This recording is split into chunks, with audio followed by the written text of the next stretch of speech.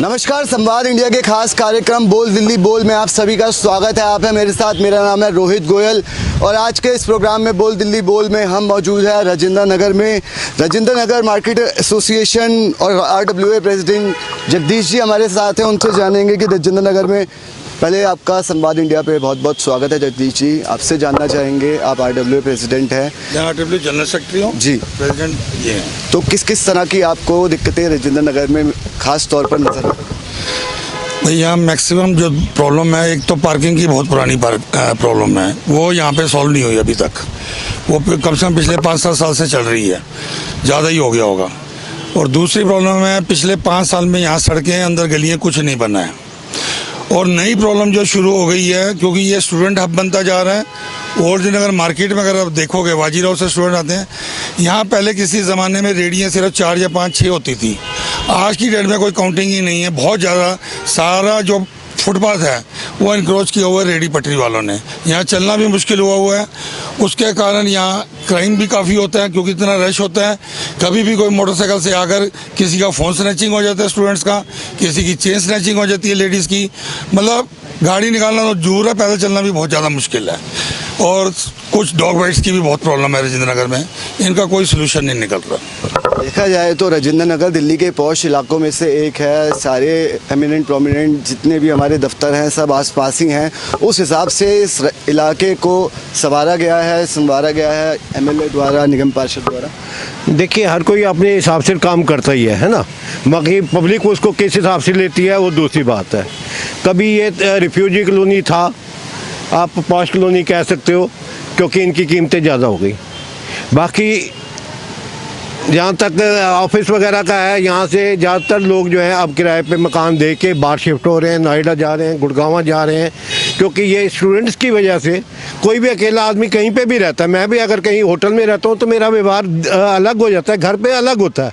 तो बच्चे जो बाहर से आए हुए हैं, वो पढ़ने के लिए आए हुए हैं, उनको उस हिसाब से थोड़ी मस्ती भी करनी है, थोड़ी पढ़ाई भी करनी है, अपनी बाकी वो भी करनी है। मगर एक हब बनने से उसके साथ कुछ प्रॉब्लम्स भी आ जाती हैं।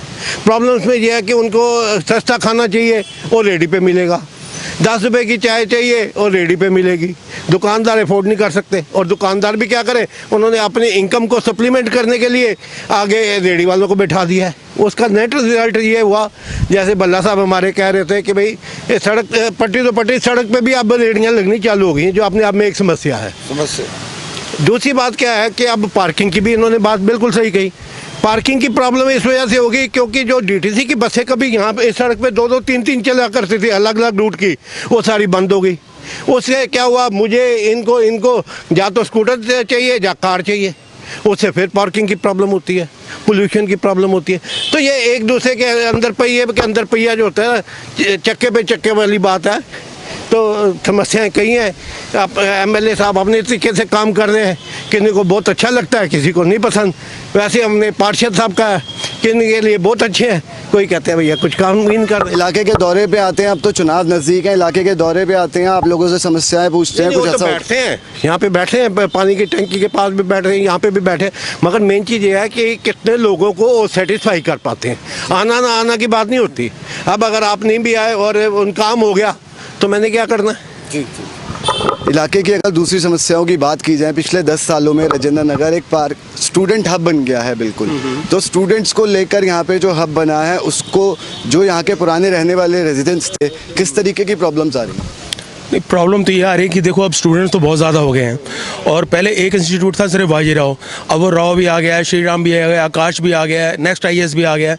तो बहुत सारे आ गए, स्टूडेंट्स तो बहुत बढ़ गए हैं। तो उससे अब यही है कि हर गली के अंदर स्टूडेंट है, मार्केट में स्टूडेंट है। तो लोग अब अपने मकान यहाँ पे किराए पे दे के वो छोड़ के दूसरी जगह शिफ्ट होने लग गए हैं। और बाकी समस्याएं जो इन्होंने बताई हैं, अपना भीषम जी ने और जगदीश जी ने, वही समस्या है। यहाँ पे कुछ यूथ भी हमारे साथ मौजूद हैं, आप भी यहाँ पे रहते हैं। भैया, आपसे जानना चाहेंगे, संवाद इंडिया पे आपका स्वागत है।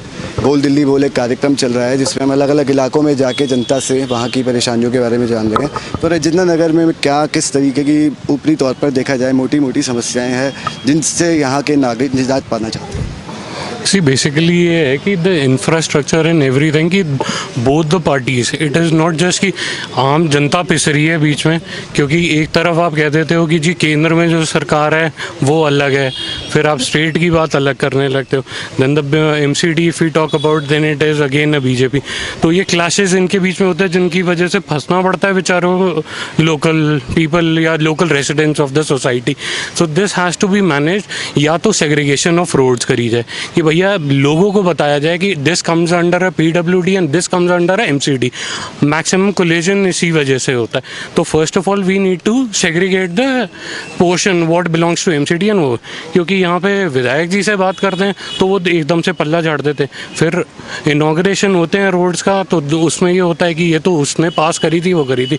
Eight the end of the day we are not concern about कि आम क्या कर रही है BJP क्या कर रही है। बेसिकली है कि what is been done for the public. We know for who is there for the MCD councillor.